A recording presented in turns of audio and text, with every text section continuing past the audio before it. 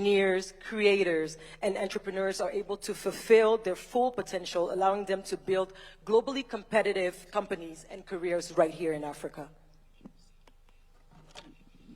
Thank you very much. And congratulations, Kate, and my good friend, Matthias. Listening to you is, breath of fresh air. I mean, I could relate with everything that you said. But let me say this.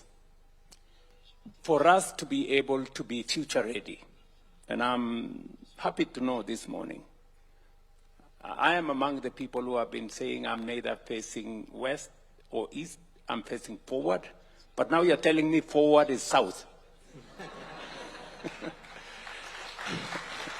So I will improve. I will now know what to say. Now, two things. One, infrastructure, and two, knowledge. Let me start with the first one. There is every reason why we should have the right knowledge acquisition. We need to fine-tune the whole ecosystem around education. In Kenya, we have had to review the education system and to make it competence-based.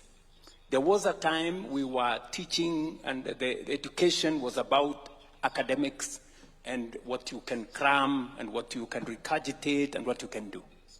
Today, we are changing that to be much more experiential so that we get more skills, we get more competencies, and that is why 60% of our education is now targeted to STEM subjects that will inform what these two great young leaders are talking about.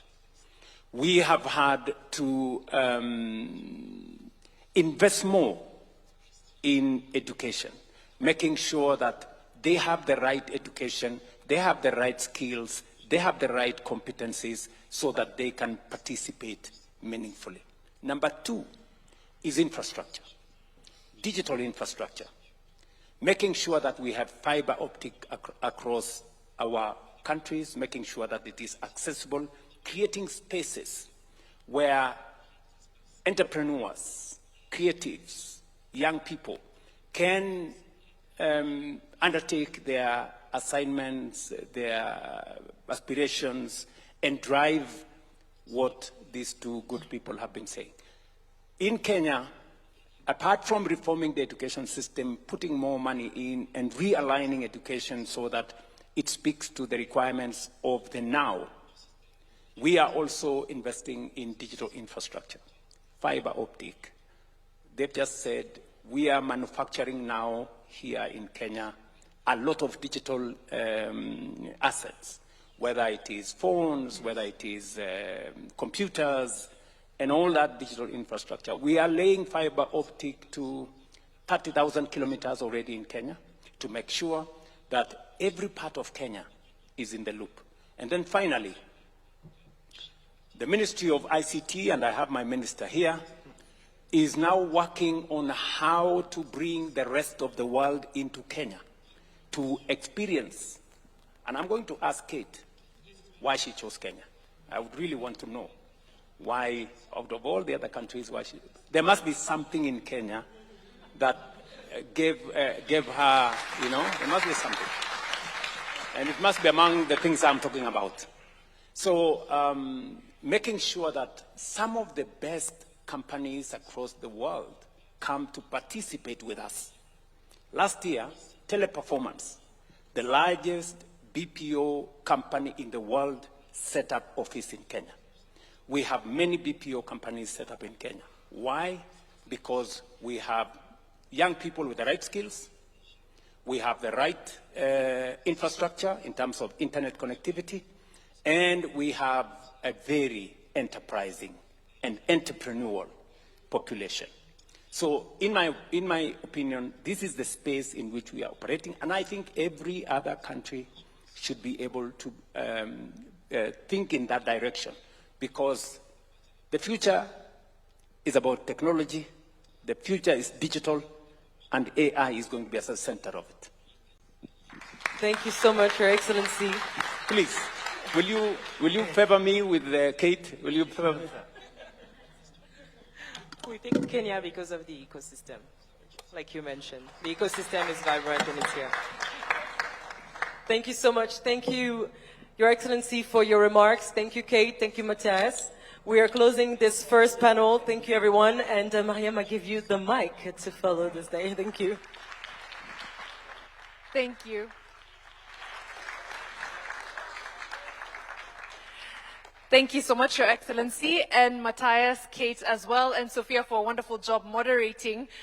The fact that Kate left in video, which makes more money on a yearly basis than a lot of nations, to come and invest back home says something that if we don't believe it ourselves, no one else will believe it, right? We have to set the precedent. And I think that's amazing. Also, what we're doing with the competency-based curriculum, as the President has said, is preparing ourselves for now and for the future. And I love that we're able to have these discussions in a room where the whole continent is represented. There we go. Speaking of representation,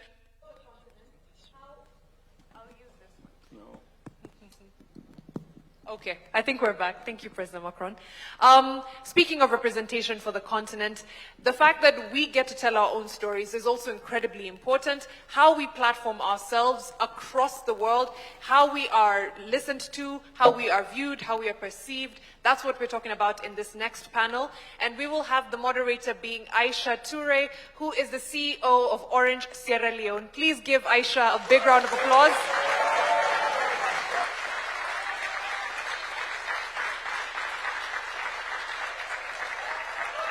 Let's go.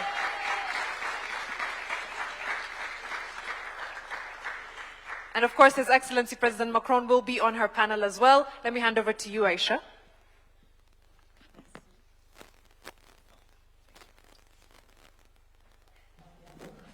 Sorry. Do you have the mic?